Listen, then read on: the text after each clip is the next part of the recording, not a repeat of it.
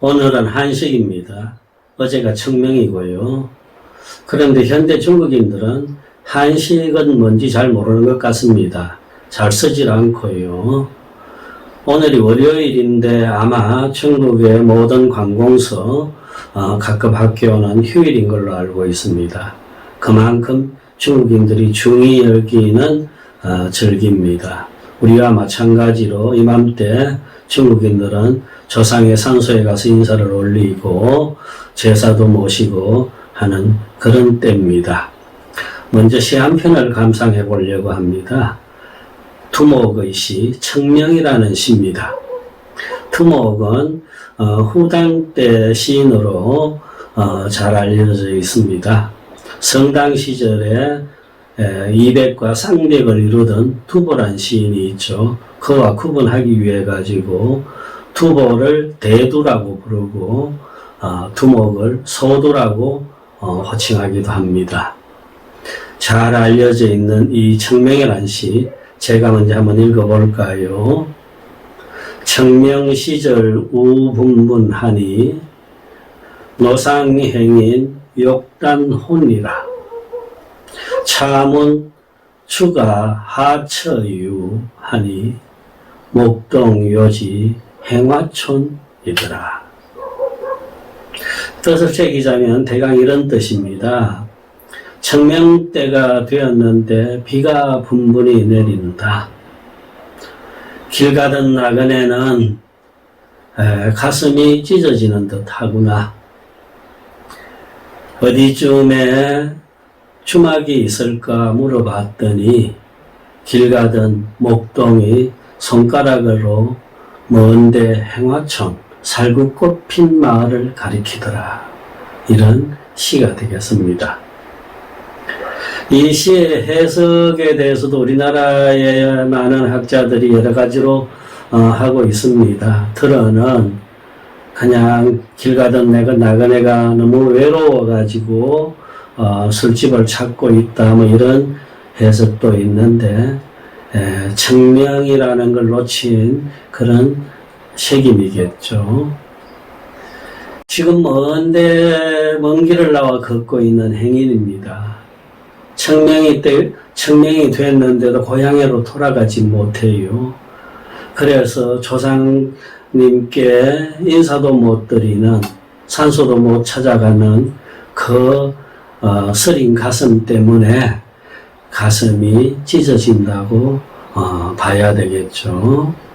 그래서 쓰린 가슴을 달래려고 술이나 있으면 한 잔 마셔볼까 하고 주막에 어디 있는가를 물어봤더니 소를 끌고 가던 목동 녀석이 아무런 대꾸도 않고 그냥 뚱하니 손을 뻗어가지고 살구꽃 핀 마을을 가리키더라 라는 그런 뜻이 되겠습니다.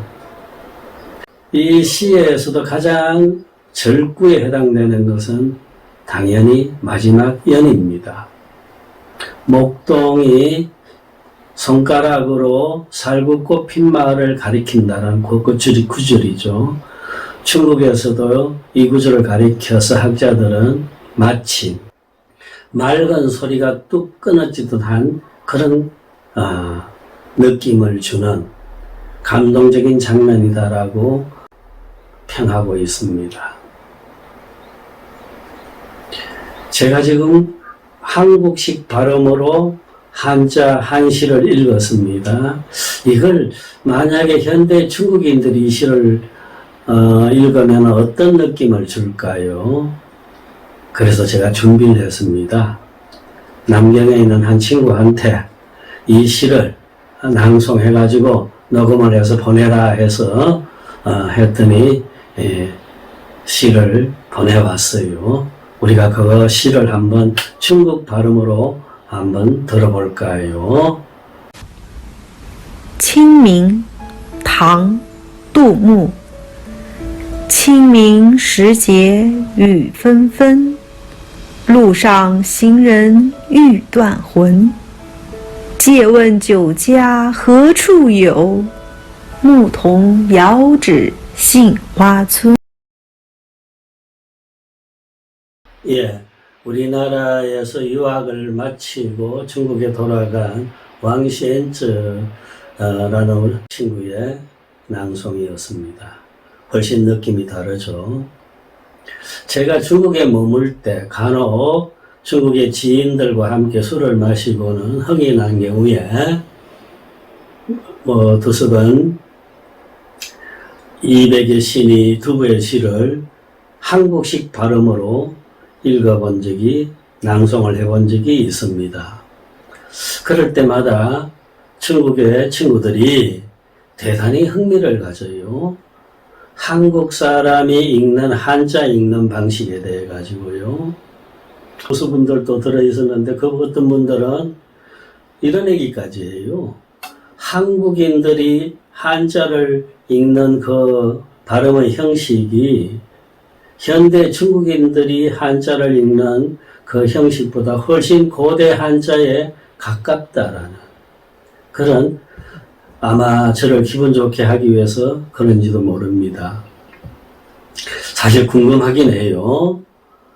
7세기, 6세기 만약에 이태백이가 시를 읽었을 적에 이태백이가 읽던 그 한자 발음은 어떤 식이었을까요?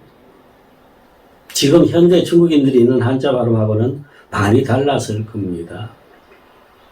그래서 어떤 중국의 학자들은 우리나라 사람들이 읽는 한자 발음 형식이 훨씬 고대 중국어에 가깝다라고도 얘기하는 것입니다. 자, 제가 왜 이 시 얘기부터 끄집어냈을까요?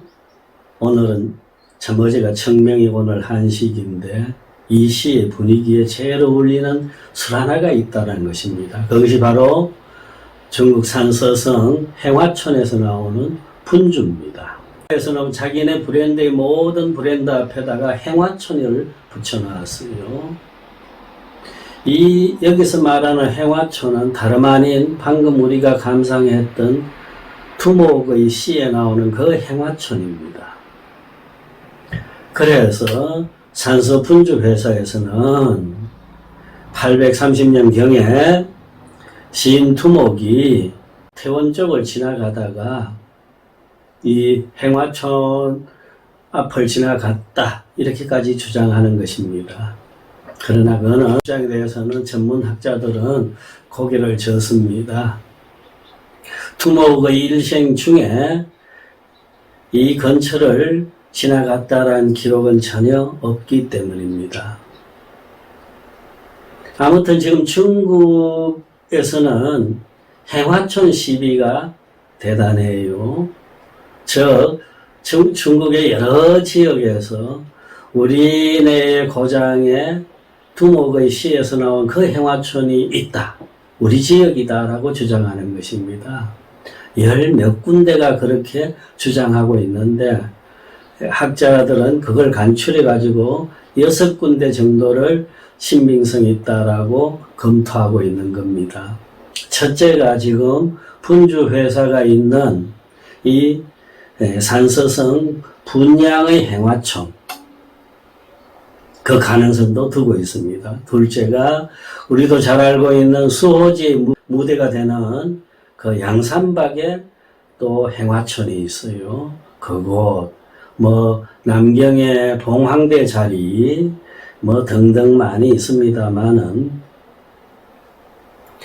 가장 설득력 있는 곳은 지금 안위성 지주에 있는 행화촌입니다. 지주가 어디쯤 있냐면 우리나라 사람들도 많이 찾아가는 황산, 그 황산 옆에 또 유명한 산 구화산이 있어요. 구화산이 있는 그곳이 바로 지주입니다. 지주에 행화촌이 있는데 지금 관광지로 잘 꾸며놓고 있어요. 그리고 그 지역에서는 두목의 시 행화촌이 바로 이곳이더라고 강력히 주장합니다. 그 까닭 중에 하나는 두목이 지주 목사를 벼슬을 지냈다는 것도 있습니다.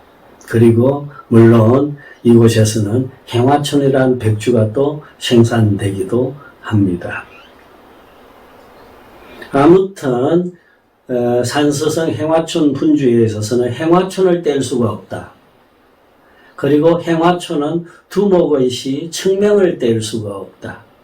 이런 관련성이 있습니다. 두목의 시가 있어서 행화촌이 유명해졌고 행화촌에 있어서 분주가 유명해진 것입니다.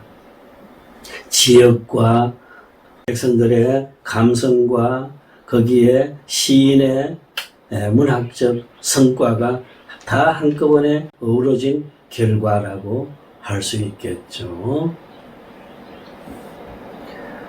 우리도 생각을 해봅시다. 날 안개처럼 붉은 살구꽃이 허드러지게 핀 산기성 마을 얼마든지 떠올릴 수 있죠. 예전에 익히보던 우리 자연의 모습입니다. 그것은 마치 꿈속마을과 같은, 그래서 먼 객지에 나와 있는 사람들은 고향을 떠올릴 때마다 그 풍경을 그리고 마치 이상향처럼 그리워하기도 하는 것입니다. 분주 회사는 이 행화촌 이미지를 술에다가 겹쳐 놓은 것입니다. 하여 분주를 마시면은 그 꿈의 마을로 들어갈 수 있다. 이런 암시인지도 모르겠습니다. 분주는 제가 말씀드렸던 중국의 4대 향형, 장향, 농향, 청향, 기타향이 있는데 그 중에 청향형을 대표하는 술입니다. 이 분주는 그동안 있었던 중국 정부가 시행한 주류 품평대회 5번 있었다 그랬죠. 그 5번 내리 다 금메달을 차지했던 술입니다. 이 5번 내리 금장을 받은 술은 중국 백주 중에서 마오타이, 모태주와 노주노교, 이 분주 셋밖에 없습니다. 그 정도로 중국에서는 잘 알려져 있는 국가 명주이기도 하죠. 여기에 같은 회사에서 나오는 또 하나의 술, 그것도 우리나라 사람들한테는 아주 익숙합니다. 행화촌 주겹청주입니다. 물론 주겹청주는 백주가 아니고 보건주입니다. 그래서 분주 회사에서는 분주와 주겹청주 이 두 개를 가지고 중국 주류 시장을 석권하고 있다고 해도 과언이 아닙니다.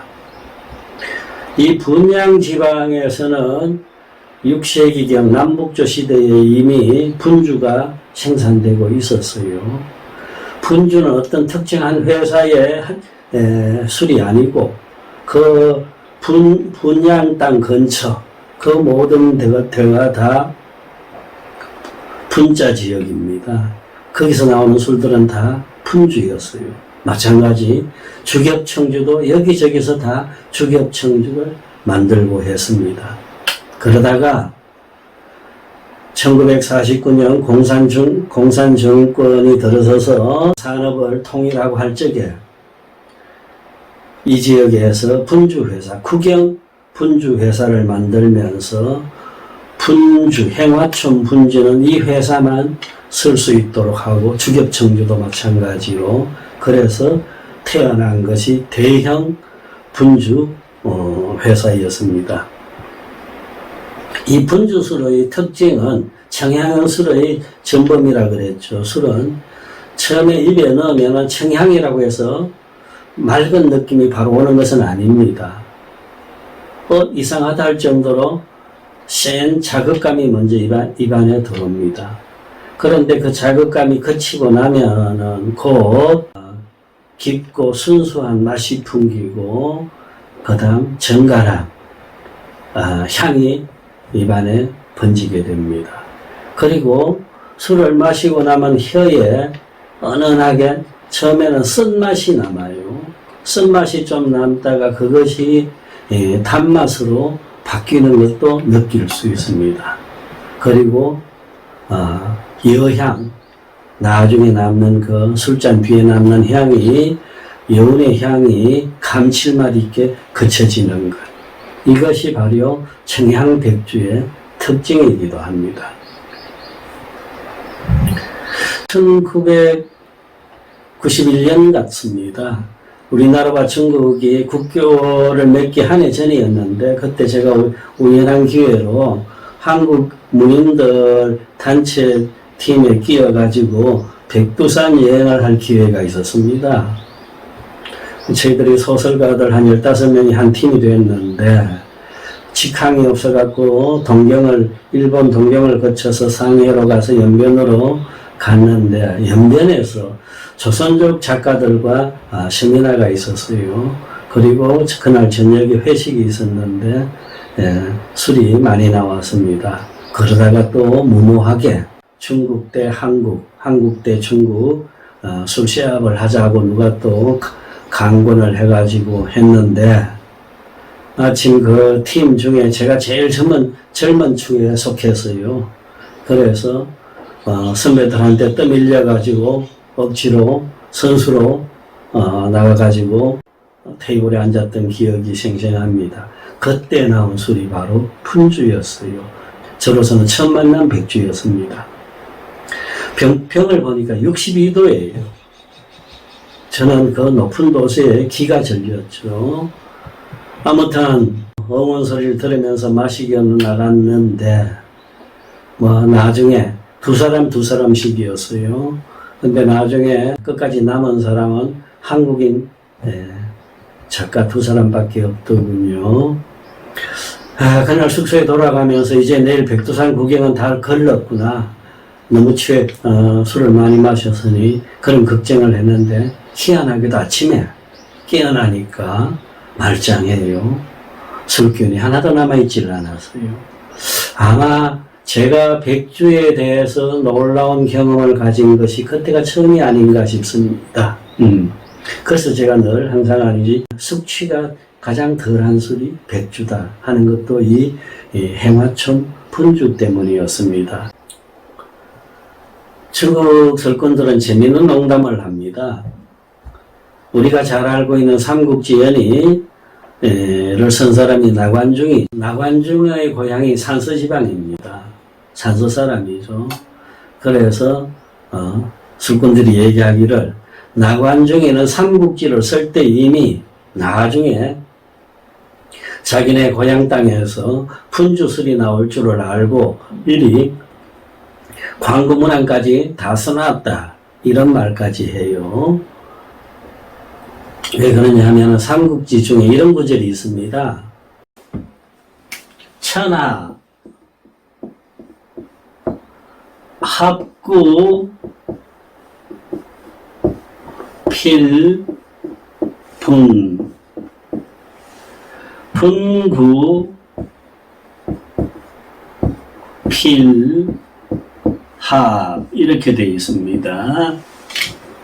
천하는 요 오래 구자죠. 천하가 오래 합해져 있으면 반드시 나뉘어지고, 오래 나뉘어져 있으면은 또 반드시 합한다.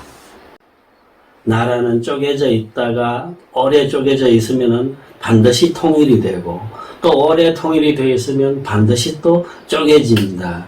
이 유명한 말입니다. 여기에 대해서 푼주 회사에서는 내놓은 광고 문자가 어떤 거냐 하면은요, 이렇게 되어 있습니다. 마신다죠. 허주 필분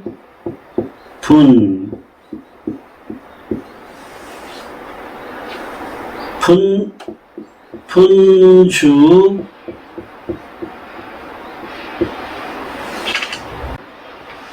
필허,